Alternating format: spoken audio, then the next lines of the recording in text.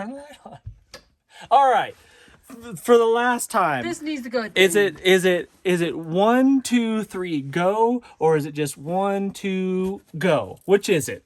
I think it is. It has always been 1, 2, 3, go. Yeah, I agree. In the comments, I want to know what you think. Anyway, are you let's do this? I do it again. Oh, you were driving me bonkers. 1, 2, 3, go.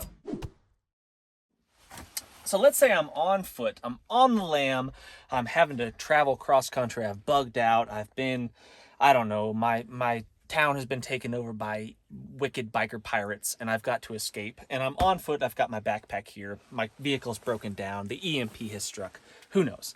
I'm on foot and I've got to find some supplies because whatever's in my pack is only going to last so long. Let's say I've got 4 or 5 days of food in my pack here that I keep in my truck. What happens when that runs out? I've still got a long ways to go potentially, and I've got to replace those calories in some way. So let's say I came across this stockpile of food in some abandoned home somewhere. That would be an amazing find. I'm not saying that that's necessarily going to happen, but man, that would be amazing if it did. But what would we want to look for? What would be our priorities if we did come across something like this? 2 things come to mind. One, how much can I carry? How heavy is it? Canned goods are great because they last a really long time. They don't have to be refrigerated, but they are hefty. I mean, a can like such as this. I mean, look at this jumbo guy here. Although I would absolutely love to bring along the Athena stuffed vine leaves, right? Who wouldn't want this on the trail? I would absolutely love to bring this. This thing is hefty. This weighs 4 pounds right here. This is a heavy chunk right here. And is the bang, does it have enough calories to justify carrying 4 pounds of food? I don't know yet. So we're going to look around and see what we can find. So I want high calories and I want lightweight. And those 2 things combined are sometimes difficult to do, but we're going to do our best here. So I'm going to prioritize what I want here and I'm going to see what I could take in my pack. One of the reasons why I like a big backpack with not a lot of stuff in it is because you have options. You can raid stuff out of your vehicle if you have to ditch it for whatever reason. If you broke down, you can raid stuff out of your vehicle and stuff supplies in here. If you have to put things for other people, like your kids or your wife or whatever, you can carry more stuff in here than you would actually need personally. So I like a big backpack with not a lot of stuff in it. Everybody wants to buy a 40-liter backpack and fill it full of 45 liters worth of stuff. And I think that's a mistake. So carry what you absolutely need and have extra space is a good idea.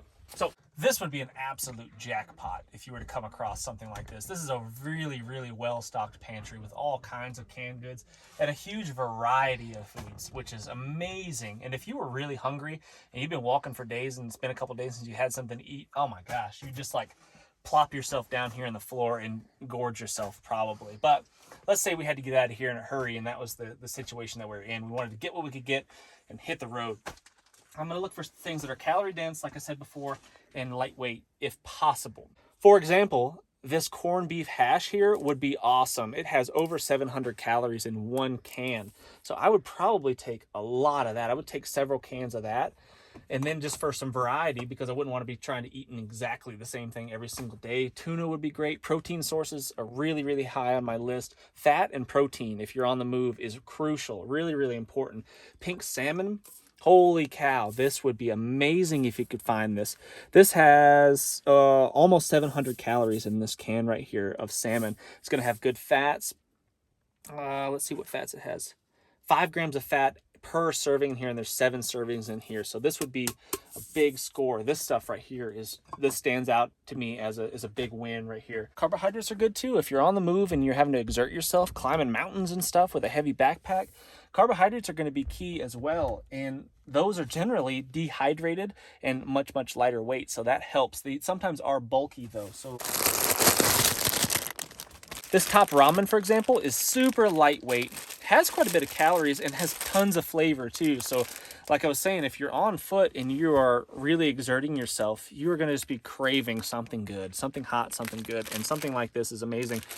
Now, yes, I eat mostly organic foods. I eat mostly really, really healthy foods. I stay away from this kind of stuff, processed foods, as much as I possibly can in normal life. However, if it is a survival situation and your only goal is to get from A to B as quickly as possible, eat whatever it is. Whatever you can come across, eat that stuff. I think that probably goes without being said, but eat whatever it is. I know some people out there that would rather starve than eat something like this, but I am not one of them.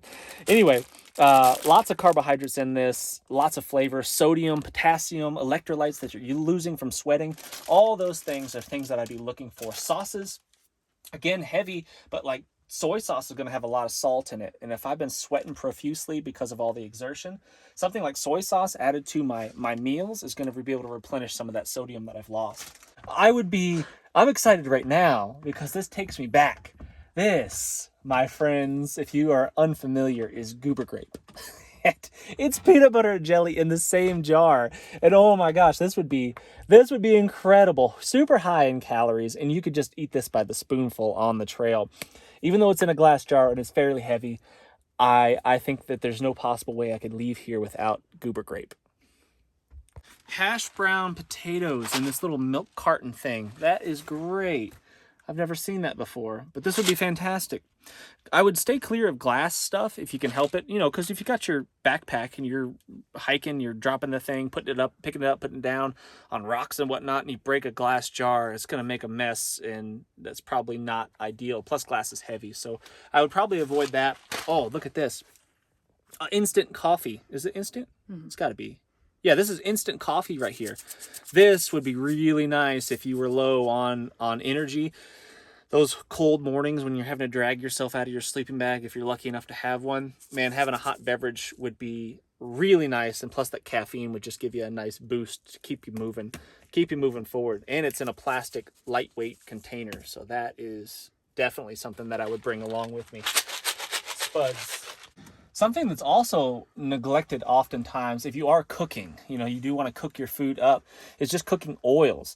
This is Crisco, and I do not recommend this for your regular diet. However, like I said before, in a survival situation, if you are having to really push out some extreme effort, having something calorie dense like just fat to cook in, oils to cook in, fry up your Spam or whatever in some sort of oil to make it even more potent is a really solid choice. So I would probably take something like that, cooking oil. You can make a candle out of this as well. So if let's say you were unprepared, maybe the weather got really bad, maybe you didn't have a warm enough sleeping bag. You had a 50-degree bag, but you needed a 30-degree bag. You could make yourself a candle out of this. You could spin yourself a little wick out of part of your cotton t-shirt if you're wearing one, or whatever you have. You can even use plant fibers and stuff, barks and stuff, to make yourself some sort of wick. You could light this, put it inside your little shelter, your tent, whatever you're carrying, and heat it with this.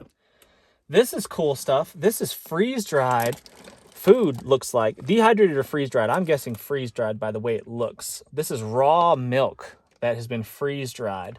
This would be really cool. Again, it's in a glass jar, but I could grab some Ziploc baggies over here that I see on the shelf, and I could fill up those Ziploc bags with the raw milk, and that would be a big score right there.